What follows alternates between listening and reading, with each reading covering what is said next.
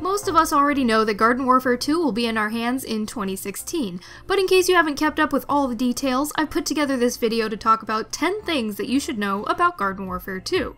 This is just a list of some of the main information that we know so far, and I'll update you guys on any new information that we receive as we get closer to launch. Alright guys, let's get started. Now, upon the announcement of Garden Warfare 2, one of the most asked community questions was if the Garden Warfare sequel would be coming to previous gen consoles, and to many players' dismay, the answer is no. The Garden Warfare team at PopCap have worked hard to add a ton of new content to the sequel that the older consoles just can't handle, and by limiting themselves to current gen consoles, meaning Xbox One and PS4, as well as PC, the devs will now have a lot more room for creativity, which is ultimately a good thing. Now, to make up for the game being current gen only, players will be able to transfer all of their previous unlocked characters from Garden Warfare 1 into Garden Warfare 2, except for the promotional characters like the Berry Shooter, the Citrus Cactus, and the Cheetos characters. The developers are also working on a way to transfer characters in the same console family, meaning that if you played on the Xbox 360 for example, you'll hopefully be able to transfer your unlocked characters into Garden Warfare 2 on the Xbox One, and the same goes for PS3 to PS4. As we saw at E3 this year, there's going to be 6 new character classes in Garden Warfare 2, which I've also made a video on, so if you wanted to go check that out, I'll put a link in the description as well as on the screen. For the plant team, we can look forward to playing as the Rose, Citron, and Colonel Corn, and for the zombie team, we have the Imp and Z-Mech, which is practically 2 characters in one, Captain Deadbeard, and last but not least, Super Brains. And of course, these new classes will come with their own unique variants as well.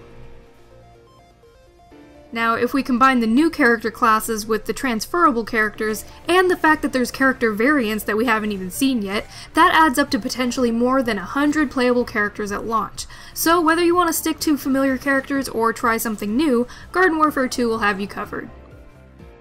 Now, even though it's a sequel, Garden Warfare 2 is a whole new game, so of course we can expect some new game modes. And due to popular demand, Garden Warfare 2 will now feature the co-op mode, Graveyard Ops, as well as the multiplayer mode, Herbal Assault, with the plants on the attack. But don't worry, if you want to kick it old school and have zombies on the offensive, both Garden Ops and Gardens and Graveyards will be making their return as well. And along with the new game modes, we can also look forward to playing on 12 new maps in Garden Warfare 2, including a time travel theme park called Seeds of Time, a snow map, and even a space map. Now, I'm not sure if they're going to do the whole anti-gravity thing, but that would certainly make things interesting. Private matches are also making their way into Garden Warfare 2, and since private matches are pretty much a staple for many shooter games, this should help give Garden Warfare fans a bit more of a competitive edge. You can team up with friends and test out new strategies, or just mess around and have fun without having to worry about random people joining your lobby.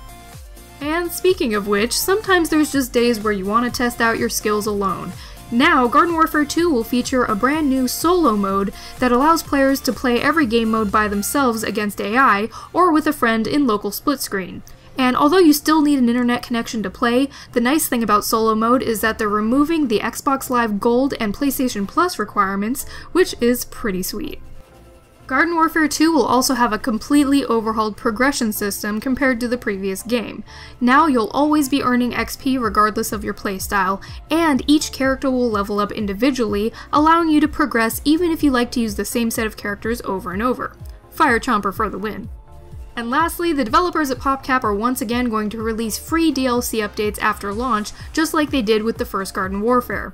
So we can look forward to plenty of fresh new content to keep us going well after the game's released, without having to worry about dividing the community between those who can and can't pay for DLC.